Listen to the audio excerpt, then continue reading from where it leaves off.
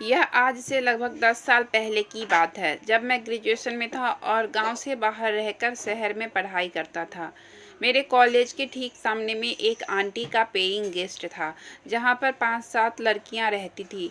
वहां की सभी लड़कियां मुझे भैया कहकर बुलाती थी। एक दिन उस घर में एक लड़की रहने आई, जिसका नाम सुरभि था। वह पास के एक जिले की रहने वाली थी और वहाँ बीएससी की कोचिंग करने आई थी। जिस दिन मैंने उसे पहली बार देखा था, तो बस मेरे दिल से आवाज़ आई कि यार, मैं इस लड़की से प्यार हुआ तो इस लड़की से ही शादी करूँगा, चाहे जो हो जाए। धीरे धीरे वह मेरी फ्रेंड बन गई और मुझसे बात करने लगी।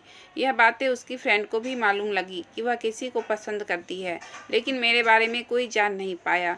धीरे धीरे हमारा प्यार बढ़ता गया और इसकी जानकारी मेरे घर वाले को हुआ, तो मैंने अपने घर वालों से सुरभि को मिलवा दिया। मेरे घर वाले शादी के लिए राजी हो गए।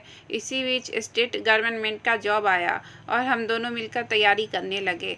लेकिन वह कहती थी कि मुझे पढ़ाई करने में मन नहीं लगता है, तो मैं अपनी पढ़ाई छोड़कर उसकी तैयारी कराने में जुट गया और उसका सिलेक्शन शिक्षाकर्मी में हो गया। पर मैं अपने एग्ज़ाम में फ़ेल हो गया, जिसका मुझे दुख तो हुआ, पर मैं खुश था कि उसका सिलेक्शन हो गया है।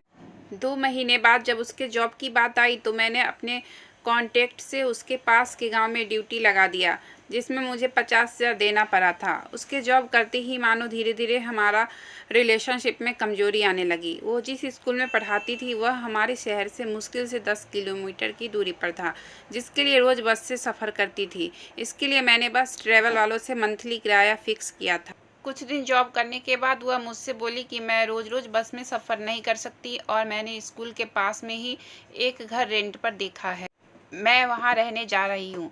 तो मैंने उससे कहा कि यह बात मुझे पहले क्यों नहीं बताई, तो उसने कहा कि नहीं बताई, अब बता रही हूँ ना, और वहाँ रहने चली गई। वहाँ जाने के बाद तो सुरभि मुझे कॉल नहीं करती थी। वह अगर करती भी तो 1-2 दिन में एक बार करती थी, और जब कभी भी मैं कॉल करके पूछता तो कोई ना कोई बहाना बना देती, कोई आ रहा है या मकान मालिक है, कुछ भी कह देती। इस बीच में मेरी बहन की शादी हुई तो उसे बुलाया गया, तो वह आई। मेरे रिलेशन वालों ने सभी कहा कि अब सुमित भी सेटल हो गया है और सुरभि भी जॉब करती है, तो अब दोनों की शादी करा दो। शादी का नाम सुनते ही सुरभि ने कहा कि मैं अभी शादी नहीं करना चाहती। तो मैंने कहा ठीक है कि अगले साल कर लेंगे। कुछ दिन बाद सुरभि ने मुझे फ़ोन किया और कहा कि मैं घर आ रही हूँ, कुछ ज़रूरी बातें करनी है, और फ़ोन काट दिया। जब वह घर आई तो मुझे मेरे रूम में बुलाकर कहा कि आज के बाद मैं उससे कॉल नहीं करूं और भूल जाऊं। तो मैंने कारण पूछा तो वह नहीं बताई और चली गई। उस दिन उस रात मैं बहुत रोया। इस बीच में हर रोज़ उसे फ़ोन करता रहा और वह फ़ोन नहीं उठाती थी। एक दिन मेरे दोस्तों ने बताया कि सुरभि किसी लड़के के साथ मूवी देखने आई है, तो मैं वहाँ पहुँचा और उससे कारण जानना चाहा, तो उस लड़के ने मना किया बताने के लिए। तो मैंने और मेरे दोस्तों ने उस लड़के को वहीं पर पिटाई कर दी, थाने में ले जाकर अंदर करा दिया, और सुरभि से पूछा तो उसने फिर भी कुछ नहीं बताया और मुझे फैमिली की कसम देकर उसे थाने से छुड़ाने को कहा, और मेरी फैमिली ने में बता दिया, तो मजबूरी में उसे छुड़ाना पड़ा। लेकिन उस लड़के को वार्निंग दिया, आज के बाद अगर मुझे सुरभि के आसपास दिखा तो इससे बुरा हाल करूँगा। इधर एक दिन मैंने अपने दोस्तों के फ़ोन से सुरभि को कॉल किया और उसे मिलने के लिए बुलाया। जब वह मिलने के लिए आई तो मैंने कहा कि अगर तू उस लड़के को पसंद करती है तो मुझे बता दिया होता, मैं कुछ नहीं कहता। और अगर तुम उस लड़के को चाहती हो तो आज के बाद मैं ना तुमको फ़ोन करूँगा और न ही मिलूँगा।